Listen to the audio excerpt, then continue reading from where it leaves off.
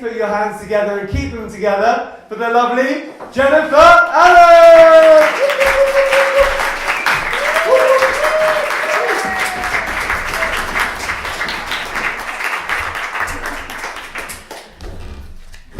Along with many a poet and a writer, I've a checkered career, but I really fancied myself as a secretary. So I was there being a secretary, and yeah, really swamped in spreadsheets and emails and notes, and doing really badly, and really big trouble for a really big mistake. And then Lucas just turned up. Hi, and it was so nice, and it cheered me up so much.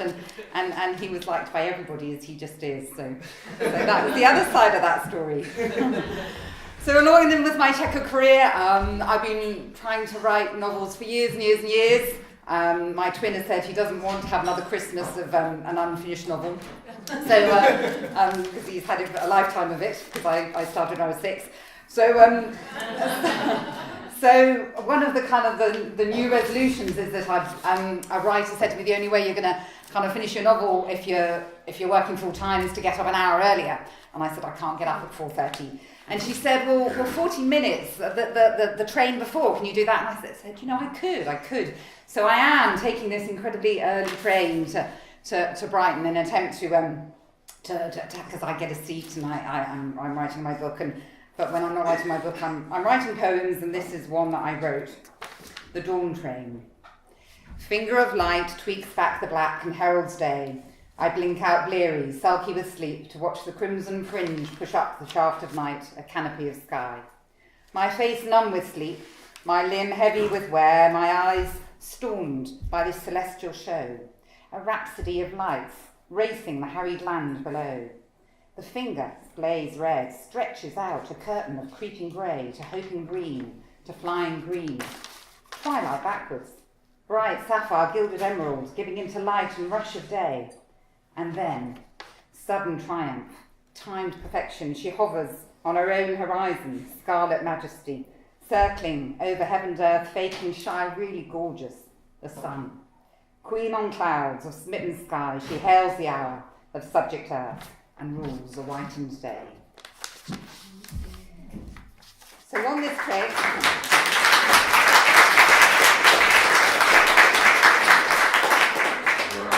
and on this, well, I kind of, while writing this book, and not managing to write this book, a friend said, well, why not try writing some poems in your tea break or something if you're so stuck on the plot? And then I wrote a couple, and she said, they're not poems, Jenny, they're novels, but at least these ones have got an ending, unlike all your other ones. And I said, they are poems, look, they're in lines. And she went, ooh. So I told her just and she can't make it tonight, she's in London. I told her all about the slot tonight, and she said, you're going to be so lucky if you get away with those novels as poems. I'm going to try, okay? So, so this one's also written, well, when I write my novels, they're not autobiographical, oh, I can't say it because I'm quite scared, autobiographical. They're kind of, as there's always a little bit of things I've lived thrown in there, but they're really disguised so that nobody can be recognised. But I found that harder in poems. And because I last time I wrote a poem about the people I work with, and I went to great lengths to disguise everybody and to make sure that nobody knew, because they're quite vulnerable people, and a very charming gentleman came up from the audience, I don't know if he's here tonight, and said, I know that man. Okay. So I'm just expecting this train conductor to kind of pop up tonight and say it was me, but I really tried to disguise her, so I'm hoping she's not recognisable. But it was based very loosely on some facts, and there's lots of tweaks and stretches, so it's not any more reality than anything I ever kind of relate to. So it's called Kings of the Carriage. Kings of the Carriage, I call them, as they appear, service and master, subject and royal, power and sway, all wrapped up in a train conductor. That's power, says Karen, the commuter, stopping a train when you want to. I like to watch them, the kings, when I'm reading my slow book on the slow train, on the same checkered seat in the same dark corner I sit at 5:53 every morning on my conveyor belt to a career. I wonder how it is that I know that the conductor is there without looking up, now that I'm an entrenched commuter. It's not a smell, they don't smell our kings of the carriage, and they never, ever touch Not even your fingers, not even the tips of your fingers, not even if you fancy them when you show them your ticket. I think I know, because of a current as electric as the one running parallel over the rails. It travels from where they stand at the top of our carriage right the way down their royal aisle. Power, I think, is when every single head in that kingdom of a carriage bobs when the king steps in, and every single pair of hands dips into pockets, cases, coats to draw out their very own image and present it to the king, holding out paper-thin allegiance of subjects royal and true.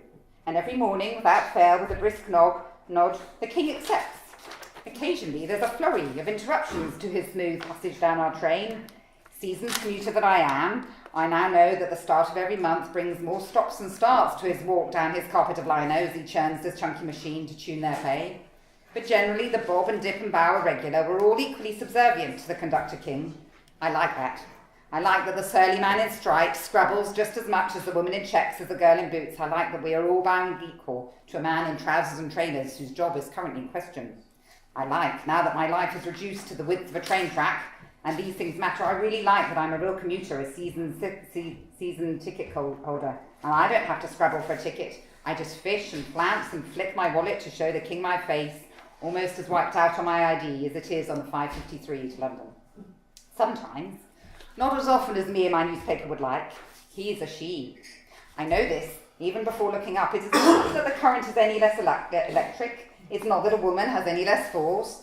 It's just that there's an extra, well, let's say a ripple. It's not that hands don't bob and heads don't bow the same as they would for any conductor king. No, it's not that. It's not that we're sexist, we rulers of the southeast. It's just, well, what? Asked Karen the commuter. It's just those few seconds, isn't it, I say, that they take to reach their ticket. Seconds, Jenny. Seconds, queries Karen. You measured? No, get a grip. It's seconds longer that she's hovering at the passenger's shoulder than if there was a man standing there. Karen rolls her eyes. All in your head, Jenny. Lighten up. Our kings, man and woman, are polite and steady on their travel down the train. They're not easily ruffled, these kings of the carriage.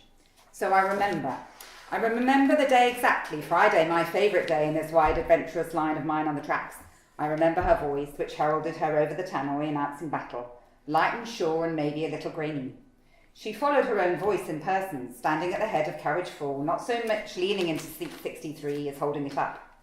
The usual current didn't so much waver as stop, and I watched every head break the law of commuting and look up and stare at our new conductor. What was it stopped us short? Not her mass of chestnut waves swirling down to her uniform jacket, not her winning arch of eyebrow over the coal-laden lips, or the impossible eyelashes over the sparkling eyes, over the spotless red arc of lips. Not her chest, though almost everybody was looking at her chest. Why? Why would they do it? It was the swish of he and she, the whisper of the boy and the girl, I can hear someone say, don't be sexist. It was the touch of a woman unfurled. It was the square of her chin, the weight of her shoulder, the breadth of her neck, the shade of her cheek, the depth of her brow. Why can't people, said Sandy, halfway to womanhood, say hello to my eyes and not my chest? Men look at chests, I say. Straight men look at chests. Everyone's, not just yours. Not, she said, like they look at mine. Oh well, I say, we've had the trans talk a lot recently. You'll be able to stick them out in their faces soon, I say. 3 more ups to go. Is that your pinnacle of womanhood, Jenny? Said Sandy, showing off your tits. Who'd have thought, okay, sorry. Sandy ignores me. It's all in the chin, she says. If you have a chin, you're in, and if you have a jaw, you're either or. Well, that's a bit judgmental, a bit final on the legacy of trans women, isn't it, I say? Final, she says, is what it's all about. Judgmental. How much time have you got, Jenny? Not a lot, I say. The chin, she said, and the Adam's apple. He has a lot to answer for, that man. Never mind original sin. He made it a whole lot harder for us trans. Isn't it the voice, I say? Isn't it the voice that makes it? I don't think I've ever had a problem with my voice. Do you, Jenny? No, I say quickly. There's no brisk nod from our new conductor. She gives us all a giant wide beam of a smile before saying in a wide, generous voice, tickets, please. She smiles at every single one of us, and every single 5:53 a.m. commuter. I think she's smiling at them. She has that regal thing. And some of them redden, some simper, some smile, but all of them, every single one, do what 5:53 commuters never do, and they can't stop staring at their conductor. She begins her sweep of our ID, her hair swinging just a little from one side of passengers to the next, her carriage down our carriage perfection, nodding and thanking and requesting with so much charm and just enough gravitas. I flick my wallet and meet her eye, like half her subjects have done, and the coal lid blinks back, and she smiles back unperturbed and very steady. The train stops. She moves forward to the entrance. There's an unusual commotion. There's a young shout and a shout of a reply, a lot of laughter and a wave of challenge to the usual routine of carriage 4. I hear her say, friendly, equitable, tickets please. And I hear laughter, raucous, rowdy laughter, and the first voice shout, what? Then louder, stronger, what? A one-way ticket? A one-way ticket of no return? And a cackle of force before saying, can't we make it two-way, just in case we change our minds? Then a yelp from his friend, as jubilant, ecstatic. I cannot turn. My mouth is dry. I watch the passengers face me, watching what is happening behind me. 2 people at the back of the carriage have stood up to crane a view. I don't have a ticket on me today, sweet, says a second higher voice. You need a ticket to travel. I hear her steady calm and quite alone. I ask myself to go stand next to her if nothing else, but I'm no more able to step up than all the twitching passengers ahead. You can buy one now, she says, polite and easy. The thing is, says the deeper voice, the thing is I don't have no ticket and I don't have no money. We're not off to work like you poor suckers. We're just out of the pub, believe it or not, at 5 a.m. He's laughing gently now, a murmur of anticipation, because he knows this is going to be a good one. You can't travel without a ticket, she's graver still. I can't buy a ticket, miss. Now let me see the name badge, and I know he's making a big show of clearing at her chest, and I feel sick. Jackie. I can hear him straighten up and repeat with a smirk, Jackie. Ah, bless. And I bow my head. You see, Miss Jackie, I can call you that, can't I, sweet? You see, Miss Jackie, I couldn't buy a train ticket and I haven't got any money because I couldn't drag myself out of bed this morning. There's laughter, slices and rocks, and there is nothing else around us till it subsides. What about you, Miss Jackie? Got any difficulty dragging yourself out of bed this morning? The laughter's a shout. I rise a little from my seat, but I don't know why or where. I'm waiting, says our king. There is no tremor, but there is an edge. Still waiting, you said. What for, darling? The tips or the vocal cords? And the air freezes over with the split of the ice of our silence. The grumpy man in the suit sitting opposite me stands up and sidles out of our corner of seats and disappears into the vortex I can't bring myself to look at. That's enough, he says. He's very posh and very clipped. That's quite enough. Their imitation of him is perfect. That's quite enough, mimics one. I don't know where the man can be to stand. There's a new wave to the current, something a little bit more at stake then. You need to buy a ticket, she said, weightier, heavier now, to the next station, or you need to get off the train. I hold my breath. I don't want to hurt. And what, asked the first voice, you going to do to make us? There is a pause, and then there is a crackle, at a guess, a call for assistance. Just pay or get off, says another voice. Stop being so horrible, we need to get to work. Stop being so horrible, we need to get to work. He's a good mimic. And then his own voice changes. Well, ain't you the lucky ones? Off you go to work, ladies. Go get your bollocks chopped while you're at it, and you'll get a nice job as a ticket collector. I gasp. The train pulls in and stops. The voice over the tannoy is almost the same sweet voice of the age of minutes ago. It's just not rolling so wide. It's travelling further, I think. There will be, announces the voice. There'll be a delay at the station while we wait for 2 passengers to make up their minds if they're going to buy a ticket or get off the train. You, guys, if you want, can come to carriage 4 and have a look at them if you like. You might want to have a chat with them too to persuade them to let you get to work on time. They're standing right here next to me, and you can't miss me.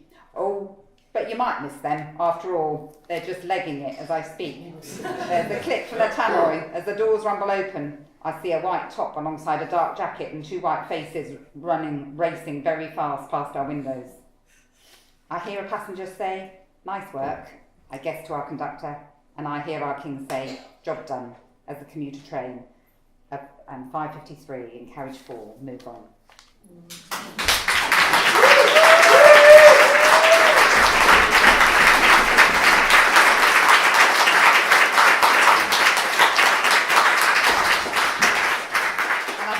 Way over my 20. I'd imagine I've got one short one I can read, but I think I'll probably run over. Should I do one short one?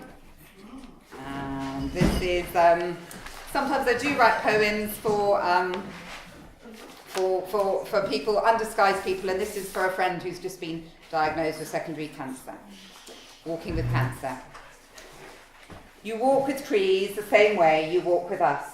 Sidelong alongside, with thoughtful glance and respectful air, as good company in your own moments for side by side with us, lending your listening, never quite captured, friendly, shy, careful, laughing, burly, thin, which is how we like to like our trees too.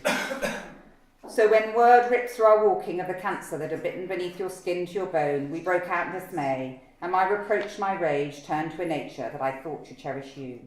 I asked her, why not punish the unkind? Why take out our delirious paths on gentle, thoughtful you? Earth was silent, so I shouted at her some more. You and your mutations, you and your superior cycles, you and your clever knowing science, why not bring your protection over one who cares for you? Why not keep your bastard growth for someone who couldn't care less? Earth was silent still, but I heard a rustle in the trees, so I yelled some more. She walked with you, our friend, and now there is nowhere lonelier than the walk she walks on now. So go do good to her, our friend. Rain on her your plenty. Don't take away your absent leaves, your unfeeling boughs, your unseen roots. Then the trees bent, crushed buds for ears, reached scrawny twigs for her hands, whispered felled leaves for voice, and cried, we are betrayed by those we feed. We are stripped by hands we tend. We are shocked by guns that go by other names. Tell your friend, we are not gone. Tell her we are hanging by our roots, clinging by our boughs, clamouring by our leaves. Tell her we are sinking to the core, we are rising to the sky. Tell her we are with her from our deepest depths to our highest heights. Tell her, your friend, we were laid low but we're awake. We were slain but not stopped. We were silenced but we grow and grow, high and good and strong. Tell her, your friend, of telling leaves, of smiling soil, of winging skies and dancing clouds. Tell her we are breathing here beside her. We carry her, and up high, she and we will carry on.